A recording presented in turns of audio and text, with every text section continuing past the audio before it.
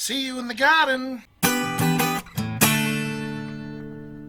So I thought I'd do this really quick little video here.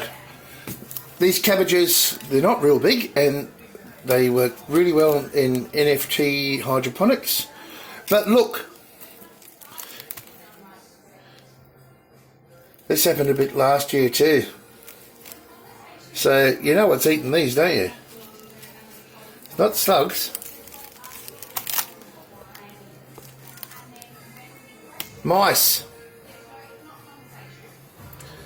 Okay, if you know, well, without baiting, and I do have cats, but they can't get in the greenhouses, can they? So if you know how to deter mice from cabbages, I wonder if pepper would work or chili. Just sprinkle them over the top or somewhere around.